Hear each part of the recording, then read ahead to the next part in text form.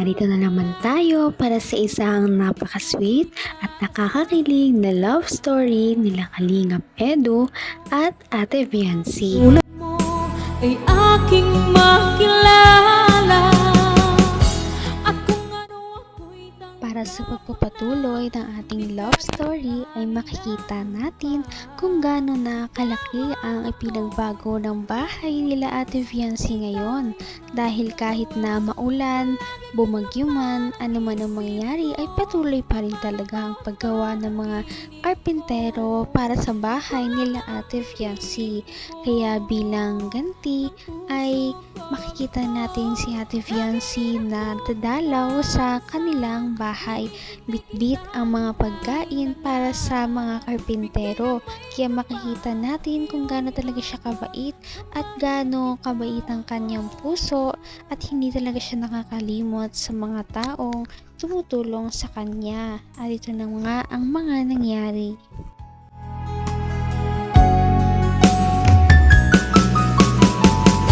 ang nais ko lang 보고하기 어색한 마음하여 종이에 펜 가슴이 울리네 써내려가면 돼 사랑해 좋아해 촌스럽지만 이렇게 고백해 맛은 없어도 난 지금 진지해 장난하는데 유치해 미안해 하지만 내 Uy, dyan si Biancy. Ano yung Biancy dala mo? Dalan po. Ganda ng suot mo, ha? Saan galing ang damit mo? Ganda. Bagyo po kayo. Sa Baguio? Uy, guys! Paano to? Sa mga Ha? Karpentero? Ay, grabe. Oh, ikaw magbigay. Eds! Yung kids, tulungan mo, Eds. Ah. Tulong. Kailangan tulong. Sa paglalakad. Ano? Di ka nagpasok. Ano ka tayo? pangipasok. Ganda ng bahay mo. Ay. Ganda pa lang ginagawa mo, no? Taga-hatid. Taga-hatid ng pagkain. Ano yan? Para kanino ba yan? Wala po. Salamat. Day, pagkain, no? Kain galing sa YC, oh. Special din. Galing pa. Galing pa sa bundok ni Kuya Robin. Kaya na po muna kayo, Kuya An. Ay, ikaw rin. Sumano yan. Baka di ka pa kumain. Gawin na po ako dun. Bago mag-alis. Napakabait talaga ni Viancy, no? Dahil kahit na maulan ay talagang pumunta pa rin siya doon kahit madulas din ang daan. Talagang pinagtiyagaan niya na makatulong din naman kahit papano sa mga gumagawa sa kanyang bahay. Hindi talaga tayo mali ng taong sinuportahan. Galing pa sa bundok ni Kuya Robin. Kaya na po muna kayo, Kuya An. Ay, ikaw rin. Sumano yan. Baka di ka pa kumain. Gawin na po ako dun. Bago mag-alis. Tapos, dumi. Dumi na, oh. House tour mo ako. House tour. Ngayon lang ako ulit Ha? nakapunta. Kanina pa ako dito. Hindi ako pumapasok. Hinihintay kita, eh. Bakit naman po? Siyempre, pa-house tour mo ako. Pakita mo saan pwesto ko dito. Sobrang ganda na po pala. Tatapos na po pala ito. Kaya nga, eh. Thank you Ngayon ko po lang- sa ano, Kuya Rab. Kuya Bal. Ngayon ko lang rin ito nakita, itong ganitong ano, sa loob. Di ako napasok pag naano dito, eh. Para surprise. Oo nga. Tara, bukas na. Tara, pasukin mo. Pasukin natin. Grabe, laki. Taas, oh. Grabe. Siguro pag ano, pwede ka dito magpaano, mag-party. Lagi, ano. Birthday. Oo, ang laki, oh. Parang dito may ano, parang hallway na to. Taas. Grabe. Siguro pag may mga ano, may mga event pwede na dito. Ang ganda. Tapos may dalawa ka pang kwarto sa taas. Left and right, dalawa. Ang ilang pamilya ba dito papatirahin natin? Sobrang dami yata ng kwarto dito. Sinama mo niyo na yata ako eh. Joke lang. Mali ko. Sana matapos na ito pag Pasko, no? Nahiya na nga po ako. Okay lang po, kahit unahin mo na po yung iba.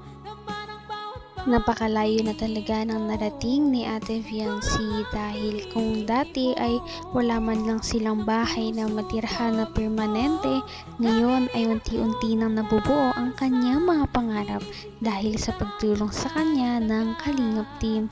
Ngayon ay malapit nang mabuo ang kanyang bahay. Kita mahal. Kita eh. Bakit naman po? Siyempre, pa-house tour mo ako. Pakita mo saan pwesto ko dito.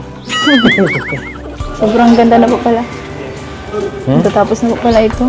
Kaya nga eh. Thank you po sa Kuya Rab. Kuya Bal. Ngayon ko lang rin ito nakita, itong ganitong ano, sa loob. Di ako napasok pag naano dito eh. Para surprise. Oo nga. Tara po, pasukin na. Tara, pasukin mo. Pasukin natin. Grabe, laki. Taas oh. Grabe. Siguro pag ano, pwede ka dito magpaano, mag-party. Lagi ano. Oo, ang laki oh. Parang dito may ano, parang hallway na to. Taas.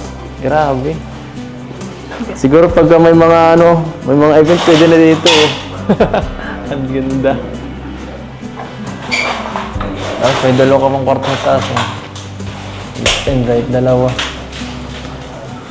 Ang ilang pamilya ba dito papatirahin natin? Sobrang dami yata ng kwarto dito. Sinama mo niyo na yata ako eh. Joke lang. Mali ko. Sana matapos na ito pag Pasko, no? Nahiya na nga po ako. Okay lang po, kahit unahin mo na po yung iba. Ha? Kahit doon po kami muna ulit magpasko sa bahay. Ha? Sa bahay namin. Huwag na. Tapusin na natin to. Papatagalin mo pa eh.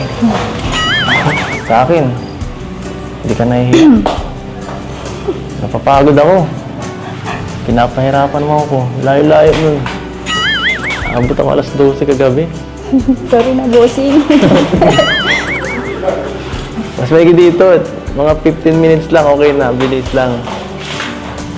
Kahit pabalik-balik ako dito.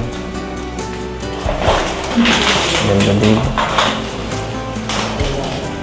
Pero Para sa mga hindi nakakaalam, ang bahay ni Ate Viancy ay talagang one of a kind dahil sa buong istorya ng pagpapagawa ng Kalingap Team sa kanilang mga beneficiaries, ang bahay lang ni Ate Viancy ang nagkaroon ng groundbreaking ceremony at nagkakaroon ng 2 palapag.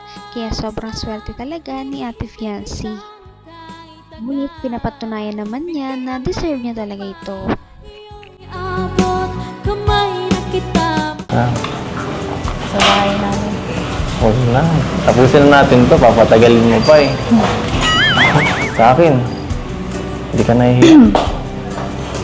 Napapagod ako. Pinapahirapan mo ako. Layo-layo nun. Abot ako alas 12 kagabi. Sorry na, bossing. Mas maigi dito. Mga 15 minutes lang, okay na. Bilis lang. Kahit pabalik-balik ako dito. Ganda dito. Pero, sana matapos na, ano?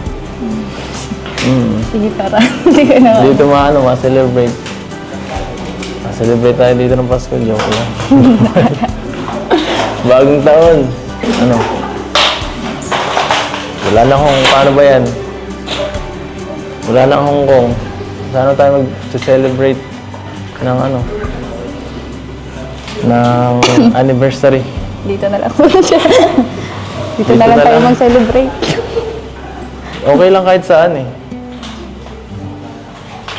Okay lang. Kasama ka, okay lang. Bye. Kahit saan. Kahit nga doon lang sa bahay niyo, okay lang eh. Ano? Ano po kahit saan? Okay lang naman po kahit saan. Dahil mag-ano.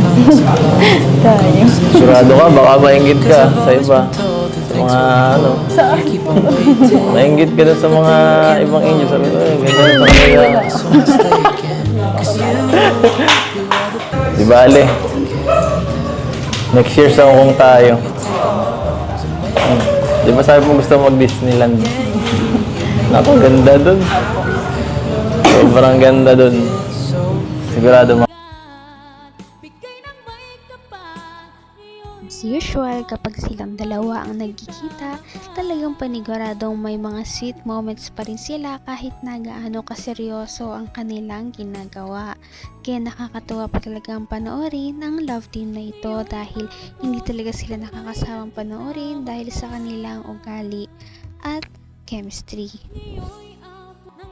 Napaka-sweet talaga nila at napakabait ng tambalang ito kaya maraming sumusuporta.